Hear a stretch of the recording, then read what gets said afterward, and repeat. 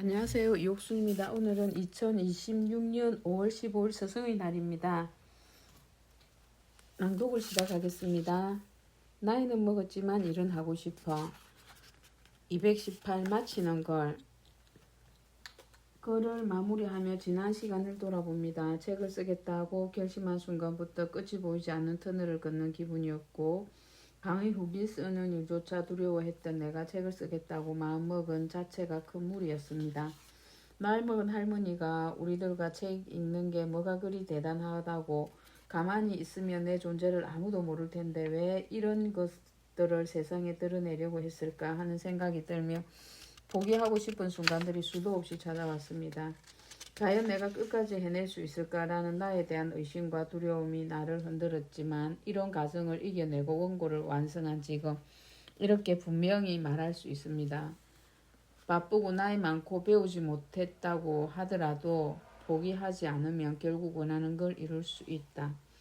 이 여정에서 얻은 값진 교훈과 깨달음을 여러분과 나누고자 합니다.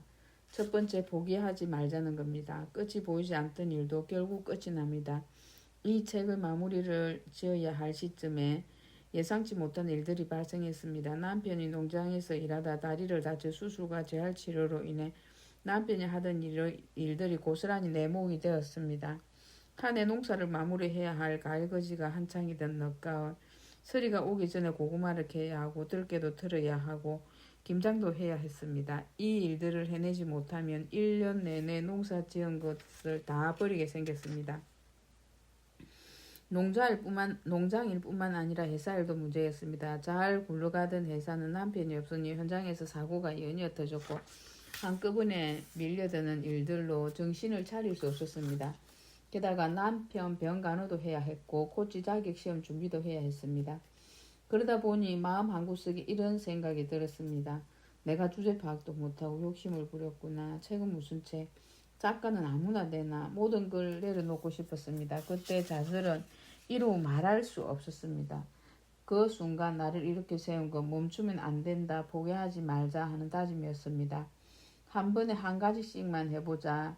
그렇게 마음을 다잡았습니다. 하루하루에 집중하기로 하고 눈앞에 있는 작은 일부터 하나씩 해결해 나갔습니다. 그 결과 믿기지 않을 정도로 일이 풀려 나갔습니다. 코치 시험에 합격했고 가을거지와 김장도 고생 끝에 마무리했습니다. 남편의 건강도 차츰 회복되었습니다. 무엇보다도 글을 완성하는 데 성공했습니다.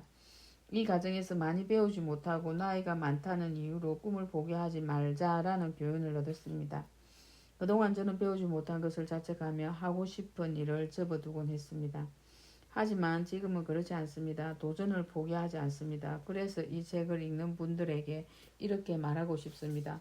꿈꾸는데 나이는 아무런 장애가 되지 않는다. 배우고자 하는 마음만 있다면 언제든 길은 열려 있습니다. 나이가 많은 제가 손주와 책을 읽을 수 있었던 것도 책 쓰기를 완성할 수 있었던 것도 멈추지 않고 한 걸음 한 걸음 내딛었기 때문입니다. 나이는 우리를 가로막는 벽이 아니라 우리가 가진 경험과 지혜를 발휘한 또 다른 시작점일 뿐입니다.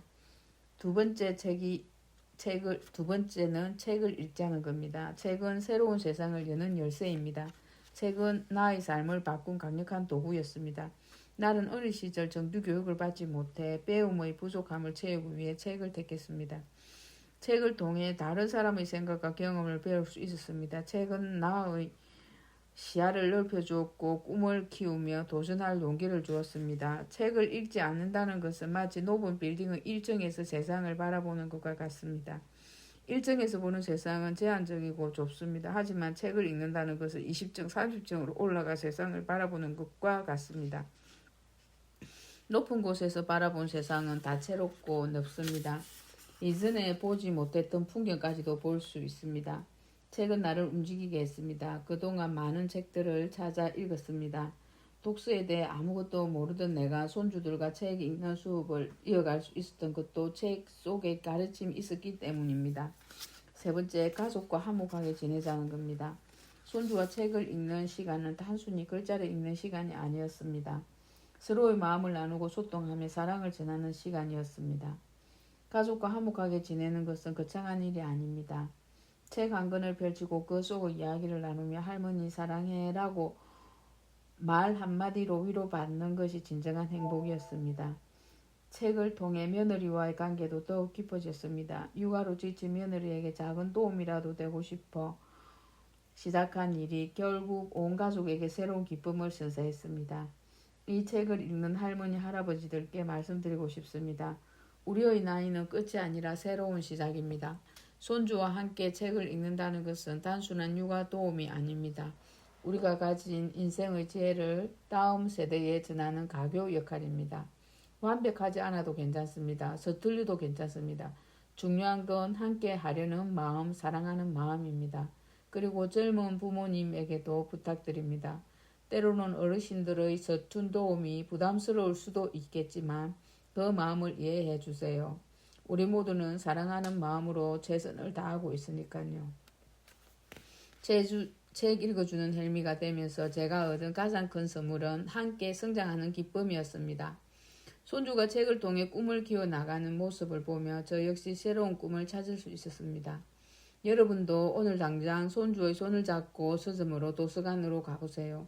그리고 책 한 권을 펼쳐보세요. 그 작은 시작이 온 가족에게 얼마나 큰 변화를 가져올지 궁금하지 않나요? 나이 들어 무슨 일을 하냐고 하며 포기하지 마세요.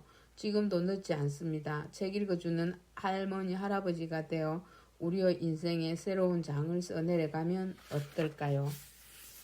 이상 2026년 5월 15일 낭독을 마무리하겠습니다. 끝까지 경청해 주셔서 감사합니다. 오늘로 나이는 먹었지만 일은 하고 싶어 이승의 작가의 책을 낭독을 마무리하겠습니다. 감사합니다.